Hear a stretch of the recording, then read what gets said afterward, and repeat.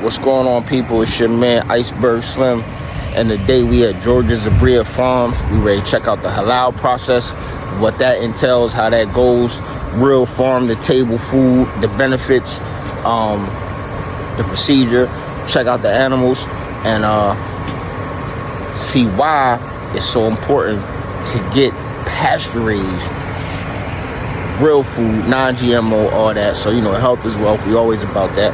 Positive vibes only. So you got to watch what you put in your body.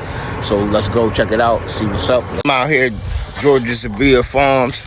Out here with my man, owner, operator, the good brother Saeed. Yeah.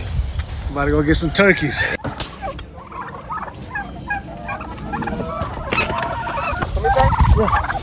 Hey, brother, so can you explain to the people the difference between this free-range, real raised chicken and non-GMO than they getting at the grocery stores? So this is not free range. Okay. Free range. So basically, the difference is this: you have the industrial, commercialized chickens.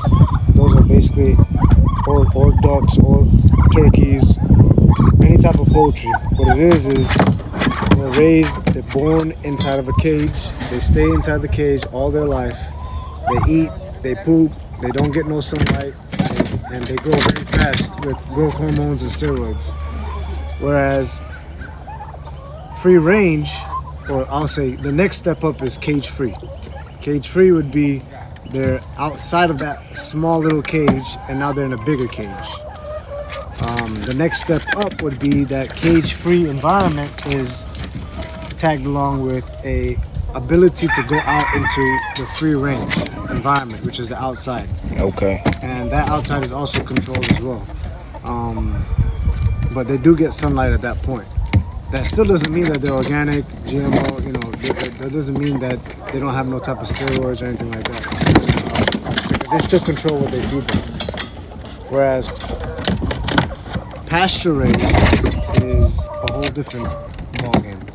Pasture-raised is where from the time they were born till the time they get processed, they've been on a pasture. They get sunlight, they eat worms, they get out, they get as organic as possible, natural.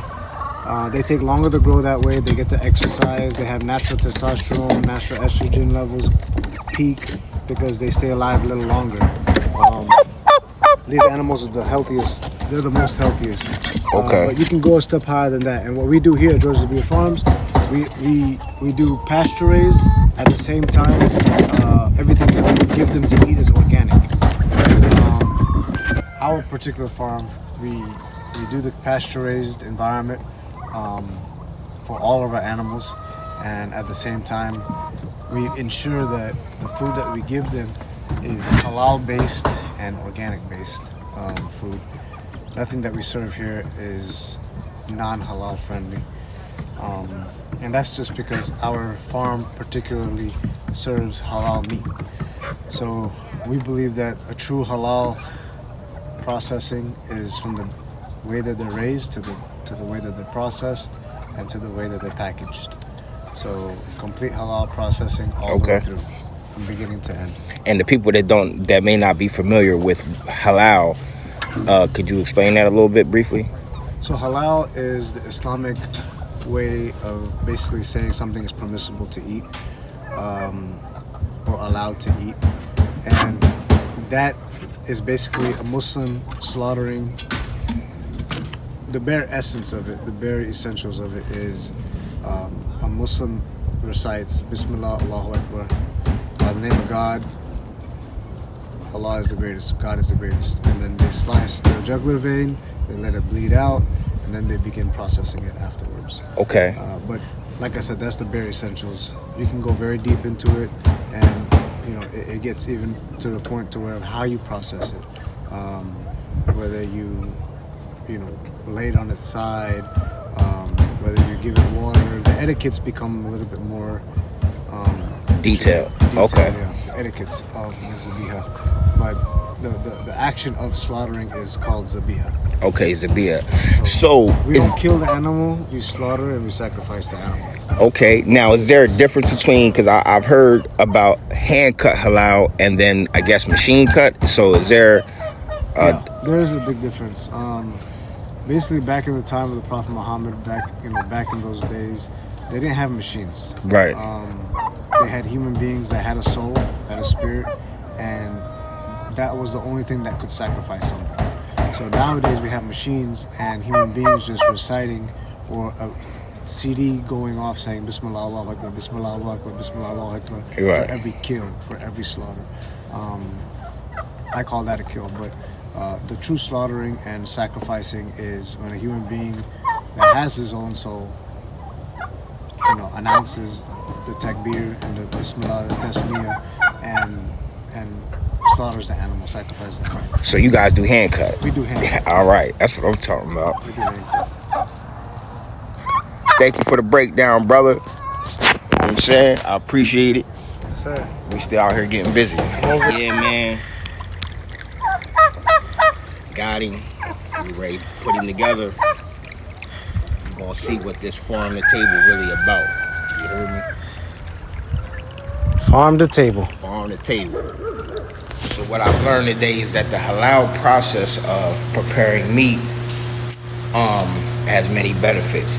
The big thing being when something is strangled or shot or dies in a manner that is violent, that energy transfers into the actual meat. Scare enzymes. Scare enzymes. Scare hormones. Those are toxic for the human to consume.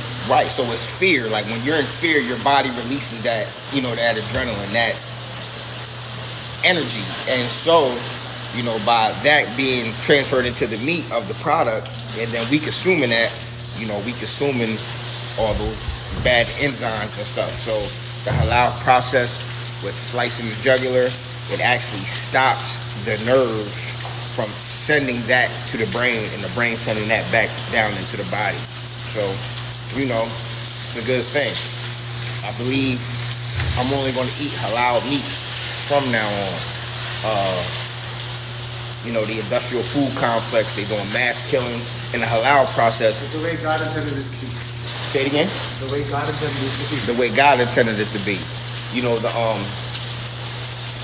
The mass food companies, that whole complex, they're doing mass killing. In the halal process, the animal isn't even allowed to see the other animal die. So, True halal. True halal, yeah. You don't know what the other person is doing unless you see the halal process. So something might say halal, and it doesn't mean that they're applying the true halal etiquettes. And this is why I come into the farms and look, because you can observe the actual butcher or slaughterer and see how they process the animal.